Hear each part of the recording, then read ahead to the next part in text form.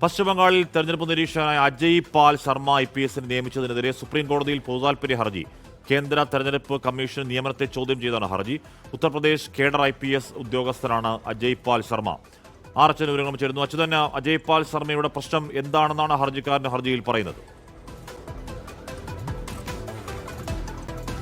ഹാഷ്മി, ബംഗാൾ നിയമസഭാ തെരഞ്ഞെടുപ്പ് നിരീക്ഷകനായ IPS ഉദ്യോഗസ്ഥൻ അജയ് പാൽ ശർമ്മയെ നിയമിച്ചതിന് പിന്നാലെ തന്നെ TMC അദ്ദേഹത്തിനെതിരെ രംഗത്തെത്തി. പ്രത്യേകിച്ച് അതിന്റെ കാരണം എന്നുള്ളത്, ഇദ്ദേഹത്തെ അവിടെ നിയമിച്ചതിന് പിന്നാലെ തന്നെ BJP സമൂഹ മാധ്യമങ്ങൾ വഴി പ്രചരിപ്പിച്ചത് UP-യുടെ സിംഹം ബംഗാളിലും എത്തി എന്ന തരത്തിലായിരുന്നു.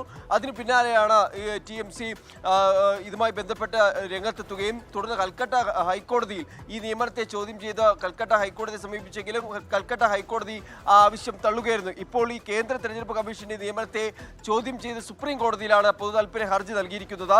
പരാതിക്കാരൻ ആരോപിക്കുന്നത് ഈ IPS ഉദ്യോഗസ്ഥൻ പക്ഷപാതപരമായാണ് പെരുമാറുന്നത്, സ്ഥാനാർത്ഥികളെ ഭീഷണിപ്പെടുത്തുന്നു.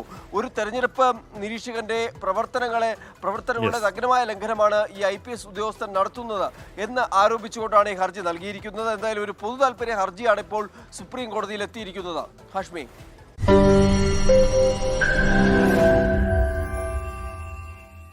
ലോകത്തെവിടെയായാലും ഏത് സമയത്തും 24 വാർത്തകളും ഓഗ്മെന്റഡ് റിയാലിറ്റി പാക്കേജുകളും എക്സ്പ്ലെയിനറുകളും വിശദമായി കാണാൻ ഞങ്ങളുടെ YouTube ചാനൽ നിങ്ങൾക്ക് സബ്സ്ക്രൈബ് ചെയ്യാം.